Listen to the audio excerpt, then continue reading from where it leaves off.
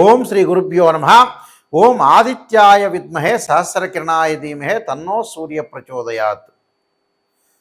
సింహ సంక్రమణ కాలం. సూర్య భగవానుడు సంవత్సరం తర్వాత తన సొంత రాశి అయిన సింహరాశిలో ప్రవేశంతో సింహ సంక్రమణం అనేది ప్రారంభమవుతుంది. ఆగస్టు 16వ తారీఖున నుండి సెప్టెంబర్ 16వ తారీఖు వరకు కూడా సూర్యభగవానుడు సింహరాశిలో ఉండటం వల్ల ద్వాదశ రాశుల వాళ్ళకి ఏ విధంగా ఫలితం ఉండబోతుంది. ఆగస్టు 16వ తారీఖు శుక్రవారం రాత్రి 7:44 నుండి మఖా నక్షత్రం ప్రథమ పాదంలో సూర్యభగవానుడు ప్రవేశంతో సింహ సంక్రమణం ప్రారంభమవుతుంది. మళ్ళీ తిరిగి సెప్టెంబర్ 16వ తారీఖు సోమవారం రాత్రి 7:42 ఉత్తరా నక్షత్ర రెండో పాద ప్రవేశంతో సింహ సంక్రమణం అనేది పూర్తి అవుతుంది. అంటే ఆగస్టు 16వ తారీఖు నుంచి సెప్టెంబర్ 16వ తారీఖు వరకు కూడా సూర్య భగవానుడు సింహరాశిలో సంచారం చేస్తుంటాడు. సహజంగా సూర్య భగవానుడు 3, 6, 10, 11 స్థానాలు సుఫలితాన్ని ఇస్తాడని శాస్త్రం చెప్పబడింది. అంటే షట్ 3 దశస్థో భాను అంటారు. అంటే 3, 6, 10, 11 స్థానాలు సుఫలితాన్ని ఇస్తాడు. సూర్యభగవానుడు రాజకీయము, కీర్తి, కోపము, ఆవేశము, ఆరోగ్యము, ఉద్యోగము, నేత్ర సంబంధమైన వ్యాధులు, పితృకారకుడు సూర్యభగవానుడు, శరీర సౌఖ్యము, శిరోవ్యాధులు, ఉష్ణము, మనోవిచారము, రాజభయము, అదృష్టము, అపజయాలన్నింటినీ కూడా కలగచేసేవాడే సూర్యుడు. అంటే మెడికల్ సంబంధించిన విషయాల్లో కానీ, ఆరోగ్య విషయంలో కానీ, ప్రమాదాలు కానీ ఇవన్నీ కూడా తెలియచేసేవాడు గ్రహము. గ్రహాలకు రారాజు సూర్యభగవానుడు. అంటే అదృష్టాన్ని తీసుకొచ్చే గ్రహం కూడా సూర్యభగవానుడే. అందువల్లే పాత రోజుల్లో మన అస్తాముద్రికం చూసేటప్పుడు సన్లైన్ ఉంది అని ఆలోచన చేస్తుంది. అంటే సూర్యరేఖ అదృష్టాన్ని ఇచ్చేవాడు ఎవరు అంటే సూర్యుడు. అంటే ఉద్యోగ భద్రత, నిరుద్యోగులకు ఉద్యోగాలు రావటం ఇవన్నీ కూడా మనకు సూర్యభగవానుడు వల్లనే అవుతుంది. ఈ సూర్యభగవానుడు అన్ని రాశులకు ఏ విధంగా ఉందో ఒక్కసారి మనం పరిశీలన చేద్దాం. ధనస్సు రాశి వాళ్ళకి భాగ్యంలో రవి యొక్క సంచారం వల్ల అపకీర్తి పాలు కాకుండా చూసుకోండి. అపకీర్తి పాలు కాకుండా ఎలా చూసుకోవాలి గురువు గారండి అనేవాళ్ళు కూడా వ్యక్తులు ఉంటారు. దానికి ఒకటే విషయం. మనం ఒక మనిషి యొక్క క్యారెక్టర్ని ఎప్పుడు అంచనా వేయాలి. క్యారెక్టర్ని అంచనా వేయాలి. కొంతమంది మనం అంచనా వేసిన తర్వాత కూడా కొన్ని సంవత్సరాల తర్వాత మారే వ్యక్తులు కూడా కొంతమంది ఉంటారు. అంటే 99% అంచనా వేయండి. అంచనా వేసిన తర్వాత వాళ్ళతో ఎక్కువగా తిరిగే ప్రయత్నం చేయొద్దండి. మనం ఎక్కువగా తిరగటము, ఆ తిరిగే ప్రయత్నాలు కానీ ఎంతవరకు మనం ఉండాలో అంతవరకు మాత్రమే వాళ్ళతో ఉండండి. అలానే విపరీతంగా బంధాన్ని పెంచుకోవద్దండి. అంటే మనకి ఈ నెలలో గ్రహస్థితి బాగాలేదు, వాళ్ళతో తిరగటంలో వివాదాలు వస్తాయంటే ఆపుకోండి. నెక్స్ట్ మంత్లో కలుస్తాను, పోస్ట్పోన్ చేయండి. అంతే సింపుల్.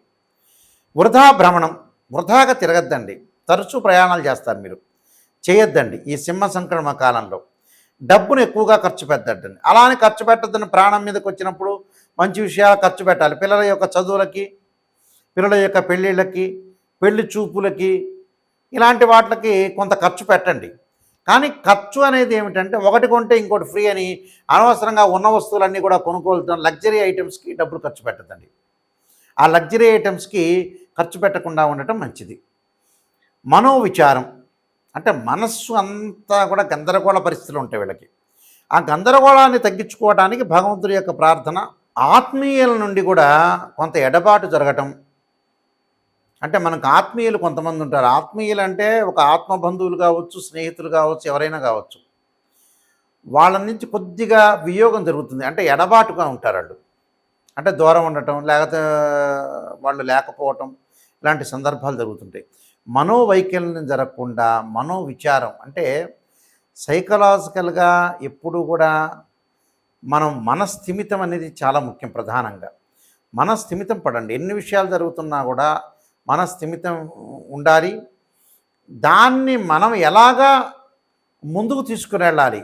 ఏదైతే చెడు జరుగుతుందో ఆ చెడుని మనం తగ్గించుకుంటూ రావాలి, అంటే డిక్రీజ్ చేసుకుంటూ రావాలి. అలాంటి విషయాలే మీరు ప్రత్యేకంగా శ్రద్ధ పెట్టాలి. అకారణమైన కలహాలు, అకారణమైన వైరాలు జరగకుండా చూసుకోండి. ఊరికే మాట్లాడొద్దండి. ఊరికే మాట్లాడటం వల్ల కూడా చాలా అపశృతులు జరగద్దండి. ధనపరమైన ఇబ్బందులు కలగకుండా చూసుకోండి. అంటే ధనపరంగా కొన్ని ఇబ్బందులు కలుగుతుంటాయి. మనం ఇచ్చిన చోట డబ్బులు ఇచ్చే వ్యక్తులు కొంతమంది ఉండరు. ఎవరికి డబ్బులు ఇవ్వాలో వాళ్ళకే ఇవ్వండి, ప్రతి వాళ్ళకి ఇవ్వటం కాదు కదా. అనుకున్న పనులలో ఆటంకాలు జరుగుతుంటాయి. ఆటంకం జరగగానే మనస్థిమితం కోల్పోవద్దండి. 1-2 రోజులు ఆటంకాలు జరుగుతాయి, తర్వాత మళ్ళీ మంచి జరిగే అవకాశాలు ఒకటి ఉంటాయి. అలానే సంపద పెరుగుతూ ఉంటుంది వీళ్ళకి. అంటే వీళ్ళకి ఏదైతే ఉంటుందో ఆస్తులు బాగా పెరగటం, అంటే మనం ఏదో గతంలో కొన్ని ఆస్తులు ఉంటాయి కదా, ఆస్తులన్నీ కూడా పెరుగుతూ ఉంటుంది. స్నేహితుల యొక్క మద్దతు బాగుంటుంది, సపోర్ట్ ఉంటుంది వాళ్ళకి. పనిలో అధికారుల నుండి మద్దతు. మనం ఉద్యోగం చేస్తున్నా, వ్యాపారం చేస్తేనేమో కస్టమర్స్ యొక్క మద్దతు ఉంటుంది, క్లయింట్స్ యొక్క మద్దతు, పార్ట్నర్షిప్ యొక్క మద్దతు, ఉద్యోగపరంగా చేస్తున్నప్పుడు అధికారుల యొక్క మద్దతు, తోటి సహచరుల యొక్క మద్దతు, సపోర్టు. ఉద్యోగ వ్యాపారాల్లో కూడా బాగా అనుకూలంగా ఉంటుంది. అంటే ఇవన్నీ కూడా జరుగుతూ ఉంటాయి. అంటే ఉద్యోగ వ్యాపారాల్లో కూడా మంచి ఫలితాలు రావటం, ఆ ఫలితాలతో పాటు అనుకున్న పనులన్నీ కూడా నెరవేరటం, ఇష్టకామ్య సిద్ధి, ప్రతి పనిలో కూడా మనం విజయం సాధించడం అనేది ఒకటి ఉంటుంది. కానీ కలహాలు, అపకీర్తి, ధనపరంగా అతిగా ఖర్చు పెట్టడం అనేది మంచిది కాదు. అతిగా మాట్లాడటం కూడా వీళ్ళు మంచిది కాదు. ఎందుకంటే ఈ సంకరణ పుణ్యకాలంలో అతిగా కూడా మాట్లాడొద్దండి. అతిగా మాట్లాడితే కూడా కొంత వివాదాలు జరుగుతుంటాయి. తల్లి యొక్క ఆరోగ్యాన్ని, తండ్రి యొక్క ఆరోగ్యాన్ని కూడా సంరక్షించుకోండి. వాహనాల మీద వెళ్ళేటప్పుడు బహుజాగ్రత్తగా ఉండండి. ఆరోగ్యాన్ని కాపాడుకోండి. దీర్ఘకాలిక వ్యాధులు ఉన్న వాళ్ళు కూడా కొద్దిగా శ్రద్ధ పెట్టి ముందుకు వెళ్ళటం చాలా మంచిది. అంటే ఇవన్నీ కూడా నేను చెప్పినవన్నీ కూడా పాటించండి. ఆ పాటించడంతో పాటు నేను చెప్పిన పరిహారాలు చెయ్యండి. భగవంతుడి యొక్క మీకు అందరికి కూడా అనుగ్రహం ఉండాలని నేను ఆశిస్తున్నాను. ఈ రాశివారు ముఖ్యంగా ప్రధానంగా మనకి నెలలో 4 ఆదివారాలు వస్తాయి. సూర్యభగవానుడి యొక్క అనుగ్రహాన్ని మనం పొందాలంటే శ్రీ ఆదిత్య స్తోత్ర పారాయణం చేయాలి. అంటే ఆదిత్య హృదయ స్తోత్ర పారాయణం చేయటం చాలా మంచిది. ఇది మొదటి ఆదివారం రోజు చేయాలి. సూర్యుడు ఉదయించిన తర్వాతే చేయాలి. చాలామంది కూడా ప్రాతకాలం చేస్తూ ఉంటారు, అంటే బ్రాహ్మీ ముహూర్తంలో కానీ సాయంకాలం వేళ కానీ చేస్తుంటారు. అలా చేయకూడదు. ఆదిత్య హృదయ స్తోత్ర పారాయణాన్ని ఎప్పుడు కూడా సూర్యుడు ఉదయించిన తర్వాత, సూర్యుడు అప్పుడు లేలేత కిరణాలతో ఉంటాడు కాబట్టి సూర్యుడికి అర్ఘ్యం విడవటం కానీ, అలానే ఆదిత్య స్తోత్ర పారాయణం చేయడం చాలా మంచిది. ఈ రాశి వాళ్ళు మొట్టమొదటి వారంలో ఆదివారం రోజున ఈ స్తోత్ర పారాయణం చేయాలి. రెండో ఆదివారం చక్కగా ఏం చేయాలి అని అంటే సూర్య గాయత్రి మంత్రాన్ని చదువుకోవాలి. ఆదిత్యాయ విద్మే సహస్రకిరణాయ ధీమే తన్నో సూర్య ప్రచోదయాత్ అనే మంత్రాన్ని, ఒకవేళ అది కుదరలేదనుకోండి, ఆదిత్యాయ విద్మే సహస్రమూర్తాయ ధీమే తన్నో సూర్య ప్రచోదయాత్ అనే మంత్రాన్ని, అంటే ఈ 2 మంత్రాలను చదువుకోవాలి. ఓం ప్రభాకరాయ విద్మే దివాకరాయ ధీమే తన్నో సూర్య ప్రచోదయాత్ అనే మంత్రాన్ని కానీ, ఓం దివాకరాయ విద్మే ప్రభాకరాయ ధీమే తన్నో సూర్య ప్రచోదయాత్ అనే మంత్రాన్ని చక్కగా చదువుకోవచ్చు. అంటే ఈ 4 మంత్రాల్లో 4 మంత్రాలు చదవచ్చు, లేకపోతే 4 మంత్రాలు ఒక మంత్రం అన్నా ఒక 21 టైమ్స్ కానీ, 27 కానీ, 54 కానీ, 108 కానీ చదువుకోవాలి. ఇది రెండో ఆదివారం సూర్యగాయత్రి మంత్రాన్ని చదువుకోవాలి. అంటే ప్రతిరోజు కూడా అర్ఘ్యం అయితే విడవాలి, ప్రతి ఆదివారం రోజున కూడా. మూడో ఆదివారం వచ్చేటప్పటికల్లా మనకి గోధుమ పిండి ఏదైతే బెల్లాన్ని కలిపి ప్రమిదలుగా తయారు చేయాలి. అంటే గోధుమ పిండి అయినా తయారు చేసుకోవచ్చు, లేదా గోధుమ పిండిలో బెల్లాన్ని కలిపి చక్కగా 2 ప్రమిదలు చేసి దానిలో ఆవు నెయ్యి వేసి ఒత్తులు వేసి దీపారాధన చేయాలి. దీపారాధన చేసి ఎక్కడ చేయాలి? గుళ్ళో అయినా దీపారాధన చేసుకోవచ్చు. అలా తయారు చేసి మన ఇంట్లో అయినా సరే సూర్యుడు ఉదయించిన తర్వాత అలా దీపారాధన చేయటం చాలా మంచిది. అంటే ఆవు నెయ్యితోనే దీపారాధన చేయాలి. చాలామంది కూడా మిగతా ఆయిల్స్ వాడుతున్నారు, కానీ ఆవు నెయ్యి కంటే కూడా శ్రేష్టమైనది ఎప్పుడూ కాదు నిజం చెప్పాలంటే. పురాతన కాలంలో సాంప్రదాయం అంతా కూడా నిజం చెప్పాలంటే, ఇప్పుడు రకరకాల నూనెలు వచ్చినాయి, కానీ ఆవు నెయ్యికున్న ప్రాధాన్యత, దాని యొక్క శ్రేష్టం అనేది ఏది ఉండదు. కాబట్టి ఆవు నెయ్యితో దీపారాధన చేయండి. 4వ ఆదివారం వచ్చేటప్పటికల్లా చక్కగా మీరు గోధుమల్ని దానం చేయండి ఒక బ్రాహ్మడికి. ఒకవేళ అది కుదరలేదనుకోండి, గోధుమలు నానబెట్టి ఆవుకు పెట్టండి. ఇది మీరు చేయాల్సింది విషయం. ఇంకా విశేషంగా మీరు చేయదలుచుకున్నారనుకోండి, గోధుమ రవ్వతోటి ఏదన్నా సరే ప్రసాదం చేసి ఒక దేవాలయంలో ప్రధాన అర్చకులకు ఇవ్వండి. ఇస్తే వారేం చేస్తారంటే చక్కగా అందరికీ కూడా గోధుమ రవ్వతో నైవేద్యాన్ని భక్తులందరికీ కూడా పంచే అవకాశాలు ఎక్కువగా ఉంటాయి. కాబట్టి వాళ్ళందరూ కూడా పంచుతారు కాబట్టి తప్పకుండా మీరు గోధుమ రవ్వతో శుచిగా శుభ్రంగా ఇంటిలో శుభ్రంగా స్నానం చేసి ప్రసాదాన్ని దానిలో జీడిపప్పు అలానే ద్రాక్ష అంటే కొంత సువాసనలు వెదజల్లేటట్టుగా చేసుకొని చక్కగా ప్రసాదాన్ని చేసుకొని చక్కగా ఒక ఇత్తడి గిన్నెలో చేసుకొని చక్కగా స్టీల్ గిన్నె కాకుండా చేసుకున్న తర్వాత అది దేవాలయంలోకి వెళ్ళి ఇవ్వండి.